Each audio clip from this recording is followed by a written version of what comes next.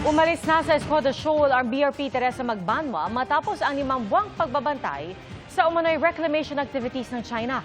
Git ng Philippine Coast Guard, hindi ito pag-atras o withdrawal, kundi pag-reposition ng barko. Kinailangan ding iuwi ang mga tauhang nagkakasakit na sa gitna ng kakulangan ng supply. At live mula sa Puerto Princesa, Palawan, nakatutok si Joseph Moro. Joseph. Ivan Pia, personal na nating nasaksihan itong pagbabalik dito sa Puerto Princesa sa Palawan nitong BRP Teresa Magbanwa matapos ang 5 buwan na pananatili sa Escoda Shoal. Alam mo, sa kakulangan ng supply at makakain, yung ilang mga PCG personnel ay nagkasakit na. At ang kwento nga nung commanding officer dito ay kumakain na lamang sila ng lugaw na hinahaluan ng asin. Sa Puerto Princesa Port, dumaong ang BRP Teresa Magbanwa pasado alauna ng hapon kanina. Kita sa di kalayuan, mga pinsalang natamo nito matapos banggain ang barko ng China Coast Guard itong Agosto. Personal na sinalubong ni PCG Commandant Admiral Ronnie Hill Gaban, Palawan Coast Guard District Commander Captain Dennis Labay at PCG spokesperson for the West Philippine Sea Commodore J. Tardela ang mga Coast Guard personnel. Ang ilan sa kanila nagkasakit na, kaya agad na nilipat sa Coast Guard Dispensary para sa paunang check-up. Doon sa 5 buwan na pananatili nitong BRP Teresa Magbanwa, yung ilan ng mga Coast Guard personnel ay nagkasakit na at yung iba nakadextrose na dahil ang sabi sa atin ay dahil sa kawalan ng tubig. So 4 yan na dadalhin sa ospital. Ayon kay Gaban, rekomendasyon niya na bumalik na sa Palawan ang BRP Teresa Magbanwa.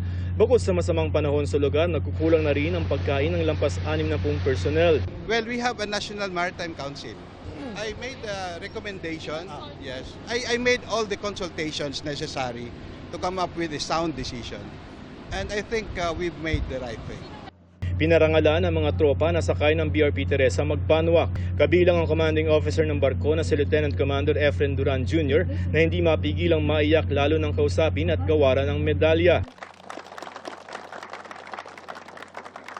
Naalala raw niya kasi ang kanilang sakripisyo sa dagat sa loob ng 5 buwan. Resourceful naman kami. Lugaw. So, lugaw, sir. Masaya kami doon. Asin-asin lang, sir. Tubig, sir. Naubusan din.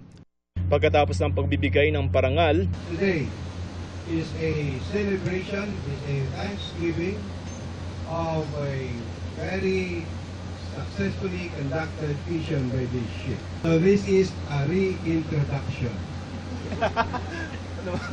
of what food is all about. Women to the fight!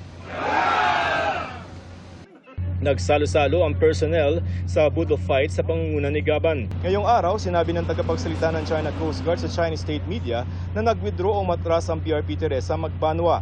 Naaayon daw sa batas ang kanilang mahakbang laban sa ating barko at nabigo ang paulit-ulit at ang kampadala nito ng supplies. Pero giit ng Coast Guard at ng National Maritime Council, hindi umatras ang BRP Teresa Magbanwa.